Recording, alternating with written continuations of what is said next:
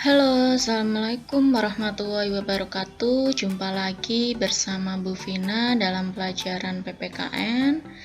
Untuk kali ini kita akan belajar mengenai kasus-kasus ancaman terhadap ideologi, politik, ekonomi, sosial budaya, pertahanan, dan keamanan untuk kelas 10 SMK.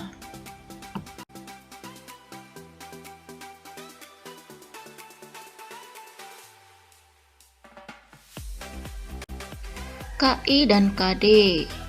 KD3 menganalisis ancaman terhadap negara dan upaya penyelesaiannya di bidang ideologi, politik, ekonomi, sosial budaya, pertahanan, dan keamanan dalam bingkai Bhinneka Tunggal Ika.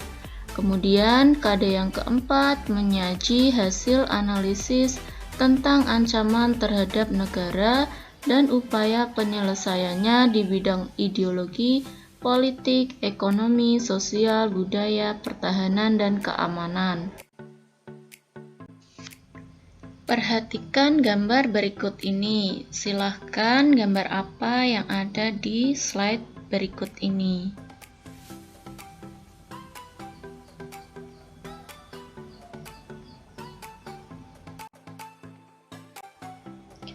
Perhatikan gambar juga berikut ini. Gambar apakah ini?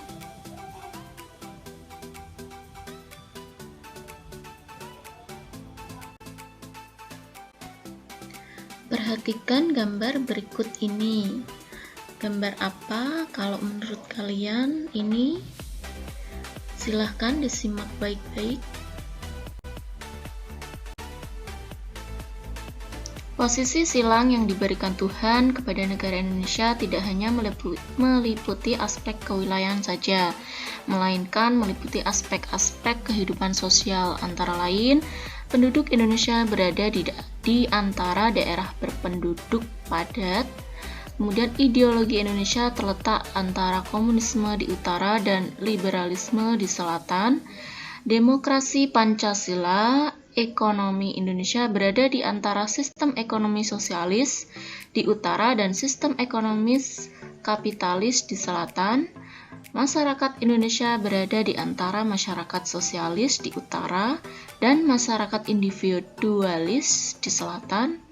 Kebudayaan Indonesia berada di antara kebudayaan timur di utara dan kebudayaan barat di selatan. Sistem pertahanan dan keamanan Indonesia berada di antara sistem pertahanan kontinental di utara dan sistem pertahanan maritim di barat, selatan, dan timur. Ancaman integrasi nasional itu ada dua macam, yaitu ancaman militer dan ancaman non-militer. Ancaman militer contohnya yaitu agresi atau invasi, pelanggar wilayah, pemberontakan, sabotase atau spionase, dan teror bersenjata. Ancaman non-militer salah satunya contoh di bidang ideologi yaitu komunisme dan liberalisme. Terus kemudian di bidang politik dari luar berupa intervensi, intimidasi, provokasi, dari dalam berupa pengarahan massa dan separatisme. Kemudian di bidang ekonomi ada berupa globalisasi dan persaingan bebas.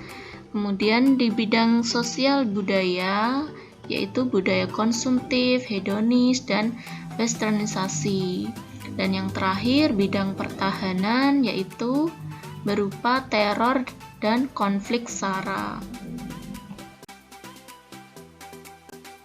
Peran serta warga negara mengatasi berbagai ancaman antara lain tidak membeda-bedakan keragaman misalnya pada suku, budaya, daerah, dan sebagainya, menjalankan ibadah sesuai dengan keyakinan dan agama yang dianutnya, membangun kesadaran akan pentingnya integrasi nasional, kemudian membangun kesadaran akan pentingnya integrasi nasional, Dan yang terakhir, berpartisipasi dalam berbagai kegiatan yang dilakukan dalam masyarakat dan pemerintah.